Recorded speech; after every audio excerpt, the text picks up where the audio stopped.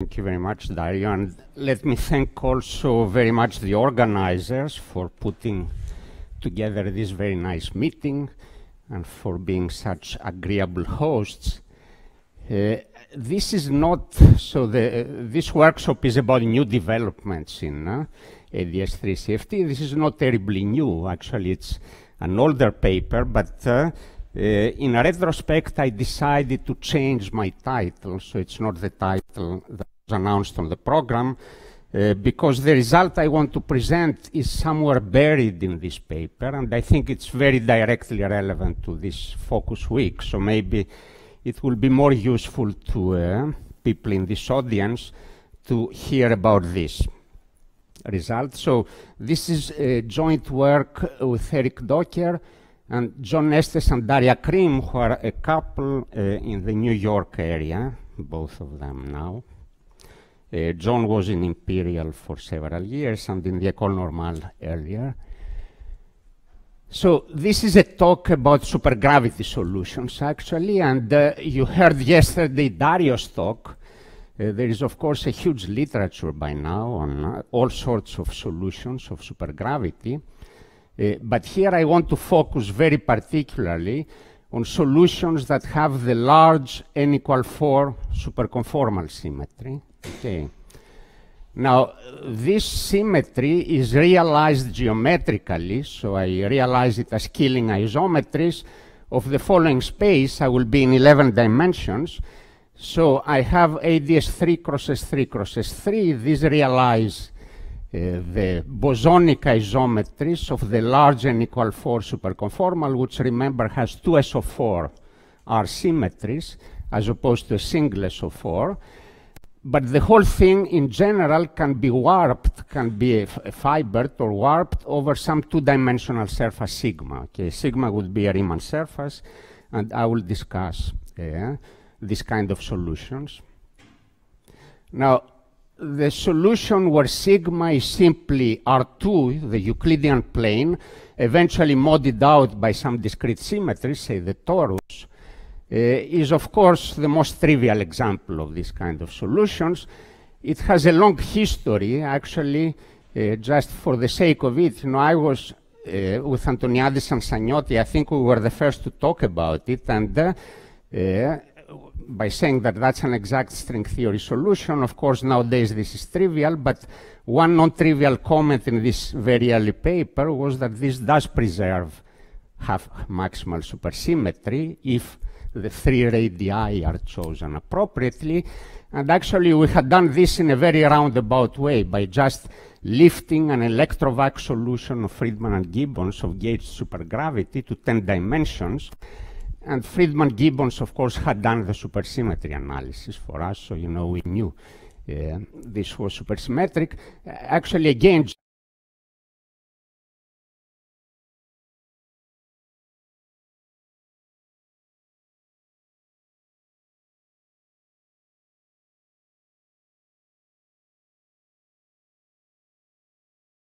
maybe I should do this. Thank you very much. Yeah, that would do. Actually, Friedman-Gibbons gave this as an example of a gauge supergravity that had no maximally symmetric vacuum. It didn't have ADS4 or DS4 or R4 vacuum.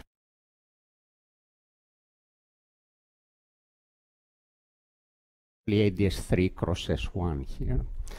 Anyway, the thing came back in the central scene in works in particular by Kostas S., who is babysitting today, if I understand correctly, and his collaborators after the holographic revolution, and they discussed in particular the BPS spectrum of this theory at the kinematic level. And many of the people in this audience and many of the organizers of this meeting have come back to this problem in more recent times, both thanks to integrability and also with proposals about the dual field theory. Actually, so I'll give a couple more references before. One comment that was made early on by Codwell Townsend and again Kostas and collaborators was that this does arise as the near horizon of intersecting branes, and the intersecting brane configuration is shown here. These are the 10 dimensions. So you have M2 branes which stretch in the direction 0, 1, 2, and two sets of totally orthogonal M5 branes which go in the extra directions 3, 4, 5, 6, or 7, 8, 9, 10, and which are transverse in the direction M2. So the M2s either intersect or are suspended by these M5 branes, okay, in this setup. And notice that this direction S2 is a priori not a U1 isometric direction, simply because the 5 branes are orthogonal to it, so they are located at positions in this direction. However, if you do smear over the direction 2, x2, then you are back to the solution, the trivial solution, which is S1 times R, actually. Okay, so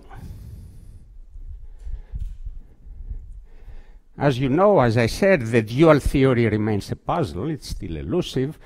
There are very interesting proposals, indeed, starting with the proposal of some kind of symmetric orbifold by De Boer, Kostas, and there was a third co-author, Gukov, Matthias and Rajesh, David Tong, and so on. There are several proposals. None is yet accepted as being the dual theory, but they are all very interesting in different ways. However, the fact that this problem remains elusive is not really a mystery. It is really related to a more basic fact, the fact that we lack a microscopic description of M2, M5 systems. Okay. Even counting the degrees of freedom on this system turns out to be controversial and not totally settled. Vasilis Niarchos in particular has written very interesting papers on this with his collaborators, but even here the story is not settled. Now, what's more, as I say, the M2s can either intersect or end on the M5s. So the generic picture is the one you see here. This is this X2 direction. The M2s are the black lines, and the two kinds of M5s, the green and the blue, are the ones on which the M2s can end, but they can also intersect. So the generic configuration one has to discuss is shown here. And now the one thing you see immediately by looking at this configuration is that without smearing, if you don't do a smearing in these X2 directions, and you just go down one dimension from 11 to 10 on X2, which you usually do to obtain the type 2A solution, namely ADS3 cross S3 cross S3 cross S1, it's a very subtle system because the strings are fractional. You get fractional strings. They don't totally wind around the circle. They can end. You may also get fully winding strings, but you have all these fractional strings. And that's another way to see the difficulty of writing down a microscopic theory for this problem. Right. Well, type 2B, you need to do one more T-duality, so it gets even more complicated if you go this way. But here is another way to go to type 2B, and I will juxtapose the two, and you will see that there are amazing similarities and very important differences. So I'll come to this in just a second. So without smearing, one gets fractional F strings. After smearing, this whole information is lost. The information of this figure is totally lost, in particular who ends on whom and so on. Okay, now the main message of this talk would be that one can study actually the most general solutions of M theory, the absolutely most general one, with this large n equal 4 supersymmetry. Many of these solutions will have localized branes and are actually dual to defect conformal field theories in higher than 2 dimensions. So this, you see, will happen when you have semi-infinite branes, M2 branes here, Then you have regions where you have three-dimensional CFT, ABJM theory, and this will appear as a surface defect or a domain wall. So there are all sorts of solutions for this. However, if you require to truncate the semi-infinite M2 branes and go back to a genuine two-dimensional CFT dual, then there is a unique solution, which is this one. Okay. So I will show to you how this happens. So the dual of not defect CFT, but CFT2, the dual geometries seem to be unique here. Now, this is not trivial, actually. This is highly non-trivial, I think, statement. And the reason I'm coming now to Rodolfo's remark is that I will show you a very similar problem where the answer is completely different. Suppose that I reduce, instead of reducing from 11 to 10 along x2, suppose I first reduce along one of these more benign spectator dimensions, okay, where less is happening. So suppose I reduce along x10, and for the same price, I can also t-dualize x6, okay. Again, these are straightforward dualities. Now, this gives a very similar looking system, actually. The system now has D3s, D5s, and then S5s, as opposed to M2s, M5s, and M5 primes. Their flat space-time extension before back reaction is shown here. You realize that now symmetry is actually three-dimensional superconformal, so ADS4, and there are two spheres, or two SO3 are symmetries. So this is the n=4 three-dimensional superconformal symmetry, okay. However, the thing looks really very much the same, and I can draw the same pictures as before. So the superconformal symmetry now is ADS4. It's the Killing isometries of ADS4 cross S2 cross S2, warped over a Riemann surface sigma. The generic solutions are again dual to half BPS codimension 1 defects, now of the n=4, d=4 super Yang-Mills. However, I can ask the same question: can I now truncate away the four-dimensional semi-infinite D3 branes and go down to a real three-dimensional system? These are D3 branes of finite extent, so in the infrared limit, you will flow to some three-dimensional, in general, CFT. And now the duals of these theories are n=4 CFT3s, and they can be described very simply. One way to describe them is to push all the NS5 branes to the left of all the D5 branes, and then the whole system is described by two partitions. I call them rho and rho hat, which tells you exactly how the D3s end on the D5s and the NS5s. So for instance, in the figure here, the partition is 2 and 1, whereas here it's 1, 1, 1, two partitions. Now, there is a famous conjecture by Gayotto-Witten which says that good theories are those that have a partial ordering of rho and rho hat satisfying this inequality, and these theories have strongly coupled infrared fixed points. That's their conjecture. It comes from a study of the Higgs and the Coulomb branches and where they meet. This inequality, if you have never seen it, so there is a partial ordering of Young tableaus, it simply tells you that if you take the first row, there are more boxes here than here. If you take the first two rows, there are more boxes here than here, and so on down the line. Okay. So Gayotto-Witten conjectured that this kind of theories lead to distinct, strongly coupled fixed points, and one can actually read off the microscopic gauge theory for them by just moving back around the D5 and the NS5 branes, either in such a way that all the branes end on NS5s or all the branes end on D5s. To do this, one uses this Hanani-Witten move, where when you cross a D5 or an NS5, you create in between them a D3 or you destroy a D3. And by playing this little game, you derive the two microscopic theories. They are a U1 gauge theory with 3 flavors of hypermultiplets, or 2 U1 gauge theories with 1 flavor in the fundamental each and the bifundamental hypermultiplet.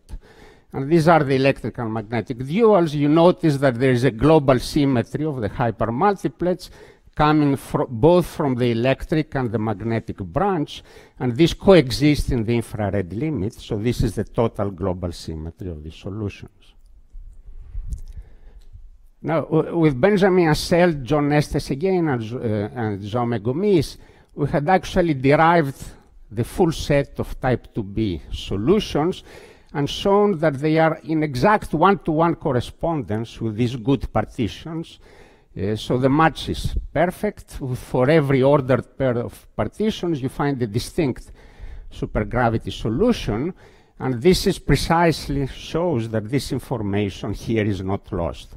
If you play the same game for M2 suspended between M5s and M5 primes, everything seems to go the same way, except that in the end, all this information about the partitions is lost. And I don't have a good explanation for this. I would love to have, but there are two options to consider. Either for some reason the smearing happens dynamically, so in the fixed points, the infrared fixed points, they all flow to the same limit for reasons maybe that have something to do with Mermin-Wagner theorem in a very bizarre setting. I will say more in the end. Or 11-dimensional supergravity simply doesn't capture this information, and one has to go beyond maybe membrane double field theory, for instance, may be a better starting point. However, this is the statement I want to make. In M theory, all this very detailed information about the would-be conformal field theory in the infrared is lost, whereas in type 2b, in this one-dimension higher setup, it is not. So in the rest of the talk, I will try to explain a little more about how one derives these results, but before going on, are there any questions about this?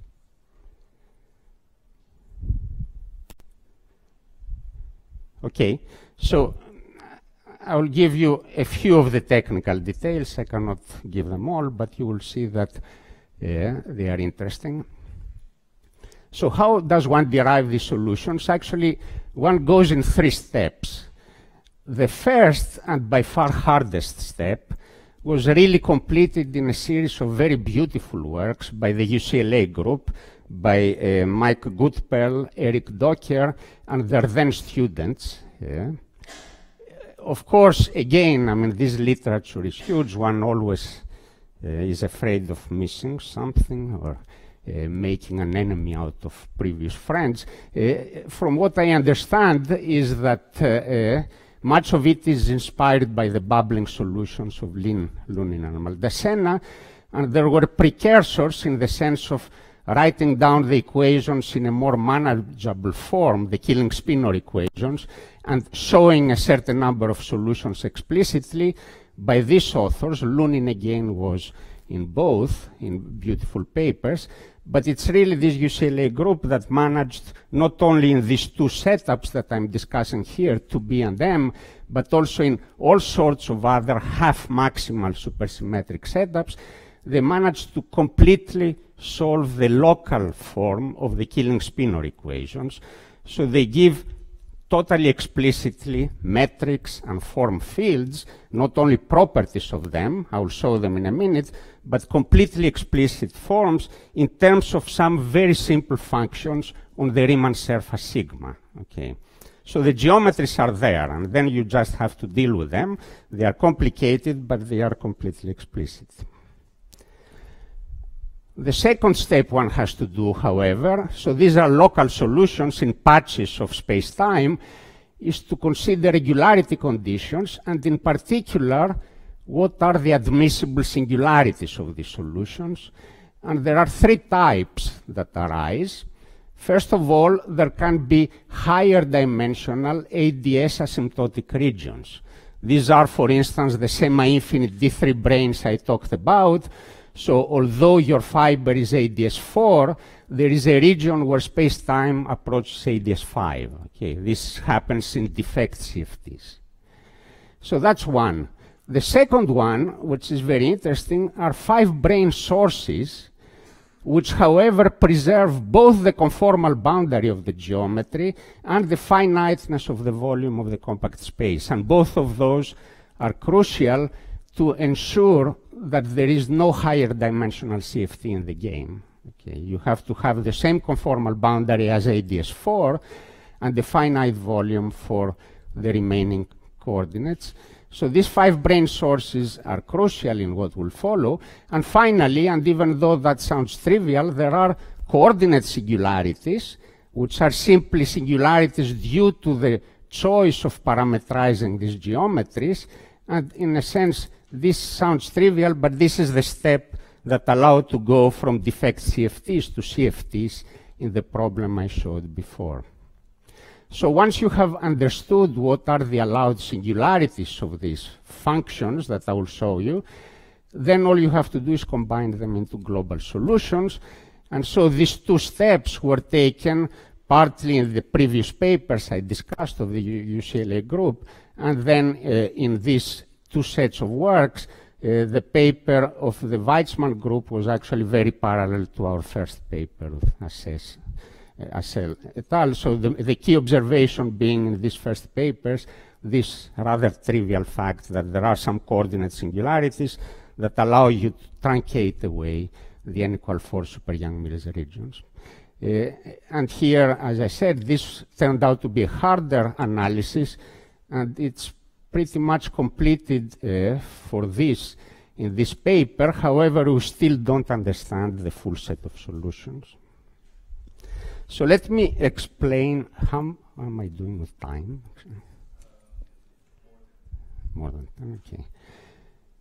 So let me now explain to you a little more about how these solutions look. So first, type 2b, which is the story which is in a sense nicer. So the local analysis tells you that the full solution is totally determined by 2 real harmonic functions, h1 and h2 on sigma. I'm not going to show to you how you derive. This is really a very long calculation. You have to look at the original papers. It's a beautiful example in classical integrability, but in the end of the day, you get this totally explicit expression. So here is the general local solution with this much symmetry, namely n=4 3-dimensional superconformal. So there are 2 harmonic functions, h1 and h2. They enter in these combinations called W and N1 and 2. And with these combinations, you form now the scale factors of the ADS4 and the two spheres, as well as the metric of the Riemann surface, sigma, as completely explicit functions over sigma. Okay. There is also a dilaton, so this goes to the remark I made to Dario, which is non-trivial in general. It's the ratio of n2/1, which varies also over this base surface sigma.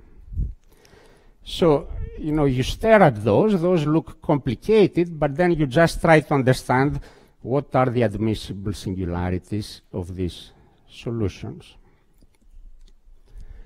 Now, there are, of course, it's not only geometry. Remember, we have 3 branes and 5 branes, so there are also 5 and 3 form backgrounds, which I'm not showing here, but they are given by equally explicit expressions of the 2 harmonic functions, h1, h2. Now, here are the regularity conditions of the 10D geometry. Again, this follows by analysis of this formulae. First of all, the harmonic functions have to be positive in the interior of sigma, you can show.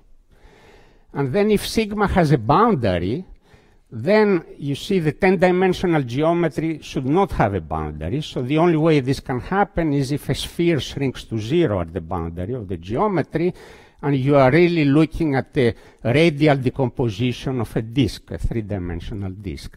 So this condition tells you that either H1 or H2 should vanish on the boundaries of sigma, and the other one should have a Neumann condition on the boundaries.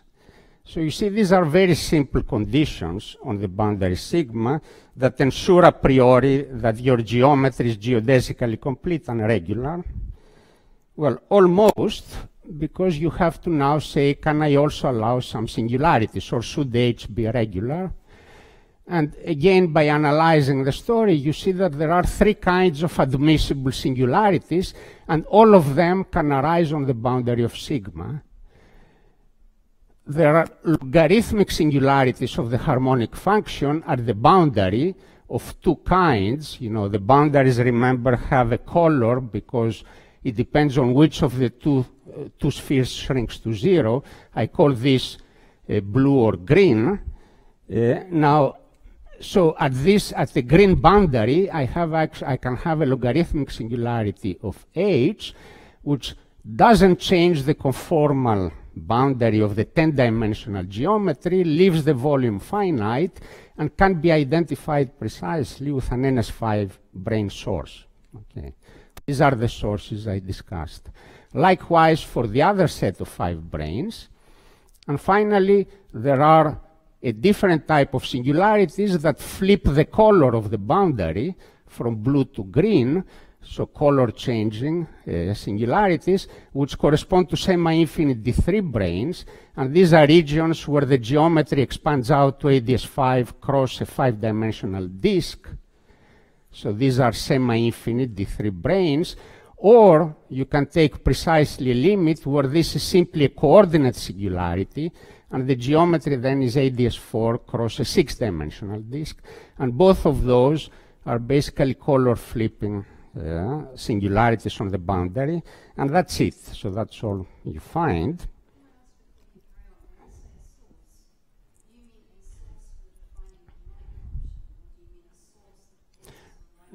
No.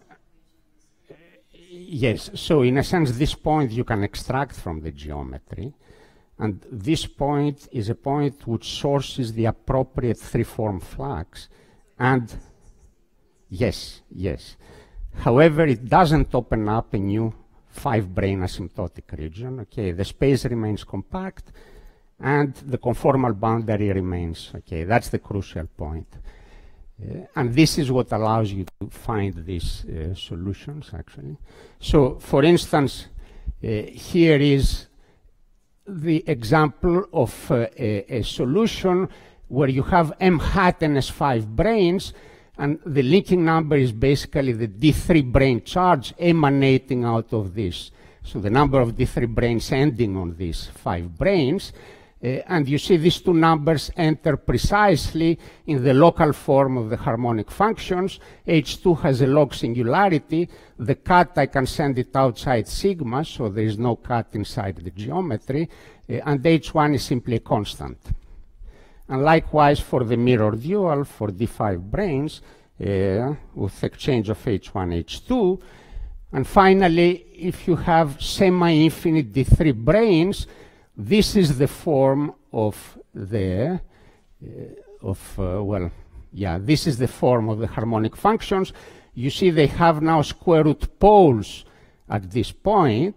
And if you look again at this geometry, this opens up in general an ADS5 cross D5 asymptotic region. So if you have this kind of singularities, you are back in 4 dimensions with a defect. However, you can just take A1 and A2 to 0, then you just get square root cuts here, and this is a coordinate singularity that allows you to change the color of the boundary without introducing an asymptotic region. That's how it works in a way. And once you understand this, here are the solutions that are in one-to-one correspondence with the Gaiotto-Witten theories. So you see, these harmonic functions have exactly 2 parameters per singularity. These are exactly the numbers of 5 branes sitting there, and in an indirect way, the D3 brane charge emanating from them. And these asymptotic regions I'm cutting off, I'm truncating away because I want a three-dimensional theory and not a defect theory in 4 dimensions. So it's a completely explicit map, and the one thing to notice is that the 5 brane sources are localized in this direction. They are not smeared. However, something funny happens. The locations of them are not continuous parameters. They are related to these D3 brane sources. They are quantized. They are not moduli, or they are rational moduli, to be more precise. So you can only move them by discrete amounts. However, the fact that they are localized at these positions carries the whole information about these 2 partitions, rho and rho hat. So it's a very nice mapping of this combinatorial Gaiotto-Witten story into this very simple geometry, and you can check that the inequality of the 2 partition functions is a trivial identity of the charges computed this way from this solution. Okay, so yeah, that's what I said already in words. The D3 brane charges of the 5 branes are given by combinations of that I don't show of the positions of the localized sources, some sort of dimensional transmutation where discrete data becomes positions on this surface sigma. These obey automatically the Gaiotto-Witten condition, so you may say that this is the holographic proof of their conjecture. And finally, the global flavor symmetries are realized on string theory side as the gauge symmetries on the 5 brane stacks. And all this works perfectly well. Okay, so let me now go to 11 dimensions back, which was what I wanted to discuss. And things are a bit more complicated, but many of the analysis is very similar, really. It almost looks the same. Well, instead of 2 harmonic functions, again, the Killing spinor equations are now defined by 1 harmonic function and 1 complex function g, which obeys, however, a linear equation on sigma. You see, this may look a bit complicated, but it's still a linear equation on sigma, so it can be analyzed very generally. Now, in terms of these functions, here is the geometry, so totally explicit again geometry for the scale factors of ADS3, S3, S3, and the Riemann surface, where the W plus minus things, there's a minus here, is this combinations of this combination of G, so G that you see here, H enters there, and gamma, I'll talk about gamma in a minute. Gamma is what some of you call alpha. Gamma is the continuous parameter of the superconformal symmetry of this problem. So the way I introduced it here to make things look a bit more symmetric is through 3 real coefficients that sum up to 0, which enter into the scale factors of the 3 pseudospheres. Their sum is 0, and they can be rescaled trivially, so there is only 1 parameter, say a ratio C2 over C3 that I call gamma, and this gamma will be exactly the parameter, the continuous parameter of the superconformal symmetry. There is again an explicit expression for the 3 form. I'm not showing to you. I want just to impress on you that that's all there is. There's nothing else. You know, this is the general solution with this much symmetry from M theory. Okay, we are not missing solutions. The question is whether we can now analyze regularity and global constraints. Well, here are the regularity conditions. Again, they follow very similarly. The regularity conditions on the boundary are that H, there is only 1 harmonic function now, should vanish, and that G should be either plus or minus I. See, this comes from these expressions for the radii of the spheres. And remember again, the boundary of sigma must be an interior point in the geometry of 11 dimensions. So one of the spheres has to shrink there so that you are locally having just a polar decomposition of some smooth geometry. So it's very analogous. The 2 colors are simply now whether G is plus I or minus I. And this denotes which of the 3 spheres has to shrink to 0. One of them has to shrink, and that's enough.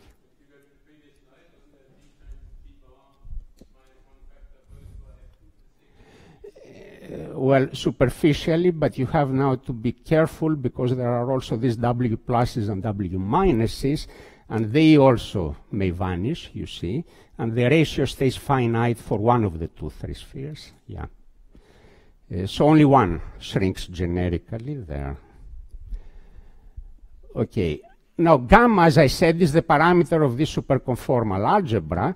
Notice that it only enters very mildly, first of all, through the sign of gamma in this regularity condition. So G squared has to be bigger or equal to 1 according to whether gamma is positive or negative. And it also enters, of course, in the expressions for the form factors, for the scale factors. I'm sorry. But it enters very mildly. And I should say that gamma, we don't have a fine symmetry here. This is simply global superconformal symmetry. But gamma enters in the commutators of the fermionic generators, and that's how it appears here. Okay. In particular, here is the gamma space. So gamma and 1 over gamma are identified. It's by exchange of the two spheres. So gamma can go from -1 to 1. When you think about the usual ADS3 cross S3 cross S3 cross S1 theory, you are at positive gamma, and if you want the two spheres to have equal radius, you are at gamma equals to 1. Notice that at this particular value of gamma, this superconformal algebra sits as a subalgebra of the ADS4 cross S7, and at this other point, it sits as a subalgebra of ADS7 cross S4. Generically, it doesn't sit in either of them. Okay. For generic gamma, this algebra is not a subalgebra of either of those. Okay. Now, this of course tells us that these asymptotic regions can arise in the solutions of our theories. Okay. Now, what are the admissible singularities? I need 2 more minutes, I think, or 3. The admissible singularities on the boundary of sigma are again these 5 brane sources that don't change the color of my boundary condition. They don't change the conformal boundary of the geometry. However, they are only allowed for gamma positive now. Furthermore, you can have semi-infinite M2 branes, coordinate singularities like before, and the new input is that you can also now have infinite M5 branes, which correspond to asymptotic ADS7 prime cross S4 regions. So all this is together, and the possible conformal boundaries of these geometries are shown here. There are 4 kinds. This is what you expect times time. Time is not shown. This is a CFT2. This is an interface of ABJM. This is a boundary of ABJM. And this is a self-dual string of the 6th-dimensional theory. Okay, so all 4 possibilities are there, and there are solutions with all 4 of them. The topology of the singularity, I just want to say this, is that if you have a singularity that doesn't change color, it means that the same sphere vanishes on the 2 sides.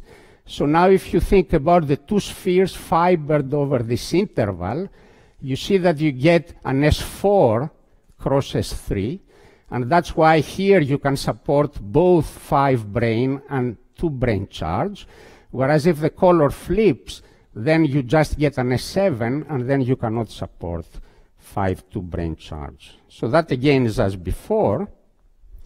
So story looks completely parallel to the 2B case, but there are some notable differences, and one of them, and I will finish with this, is this sort of no-go theorem for solutions dual to SCFT2s, namely solutions that only have 5 brane sources and coordinate singularities, no analog of Gaiotto-Witten duals, and the solution is almost unique. And here is a 1-page proof. You just look at the metric expressions, and you find that the product of F1, F2, and F3 is the harmonic function H, actually. And furthermore, that this inequality holds, C1 F1 squared is bigger or equal than the sum of the form of the scale factors of the 2 spheres. So these 2 together tell you that the singularities of H are always loci where ADS3 radius blows up. Because if H blows up, then it's impossible to just have F2 blowing up and not also F1 blowing up because of these inequalities at gamma non-zero. Therefore, for 2D conformal boundaries, H must be everywhere finite, but the harmonic unbounded function that vanishes on the boundary is 0, or else it's constant if there is no boundary. And then this trivial solution gives you what I claimed in the beginning of my talk. So I'm at the end. Let me again repeat that I'm not totally sure what's happening here, but there are two things that on and off I'm thinking about. One is that this smearing maybe has something to do with Mermin-Wagner, although I insisted on the fact that these position moduli of the 5 brane singularities are not really continuous moduli. They are quantized in the full theory because they are related to charges of branes, and hence a priori there are no continuous moduli here, and there's no reason to invoke Mermin-Wagner for smearing, but maybe 11-dimensional supergravity doesn't know about that. The other thing is that maybe simply you have to go beyond 11-dimensional supergravity to double field theory. Chris is here, and there we can put back into this data if it is there, or finally it's not there and the infrared theories are all universal. And this is one more thing to understand about this duality, which I think is very interesting. Thank you very much.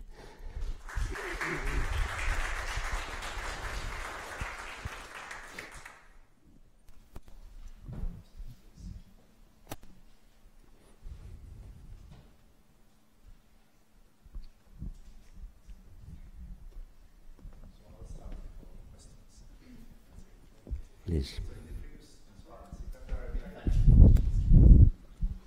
They are a little bit technical. So here, when in this box, when you conclude that H is constant, so if there are singularities on sigma, could this be avoided? I mean, if there is like punctures on sigma or something. Well, here by singularities, I refer strictly to places where H diverges. So H is a harmonic function. Maybe I shouldn't have said singularities. H cannot diverge anywhere, it's finite, and it's vanishing on the boundary of sigma. So then it's either 0, or if there is no boundary, it's a constant. But you're assuming that sigma is a smooth surface. I'm assuming that sigma is a smooth surface. So I'm saying if sigma is not in it, so you won't have singularities on sigma, but those are in a sense already analyzed, part of the game. When I talked to you about allowed singularities, they included singularities of the metric of sigma, that was this function rho. Yeah. So that's part of the thing you are analyzing, and we didn't find any singularities that have an interpretation in string theory. You know, of course you can find all sorts of crazy solutions, but none that seems to have an interpretation in string theory. So maybe something is hiding there, but we did allow for this, yeah. Okay. So I'll give another chance to the audience. But you had this. Yeah. So if you introduce M9 brane, then you can have a boundary on sigma, I assume. M9, no? Yeah, like, you think about massive type 2A? Sorry. No, E8 boundary. Then your space is cut off by half, so.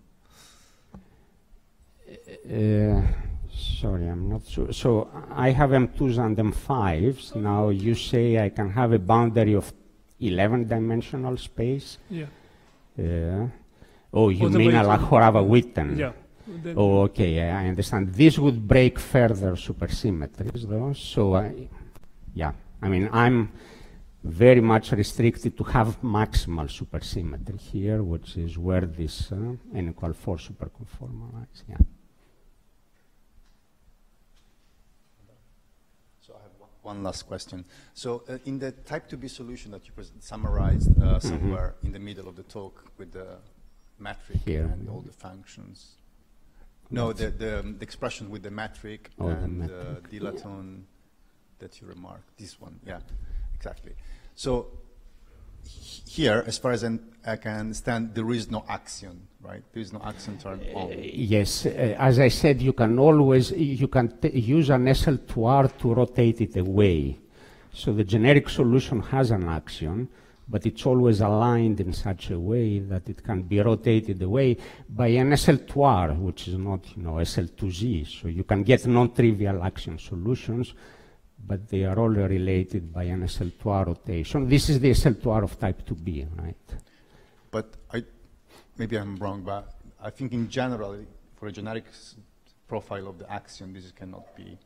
Generically, that cannot be. Again, it's a property of this half-maximal supergravity solution. So just to go back to the remarks I was making yesterday, so I was interested in solution with varying axion. And that both very non-trivial. I see. Okay, that was the then remark. So, these are not counterexamples. Then to this, we reconcile.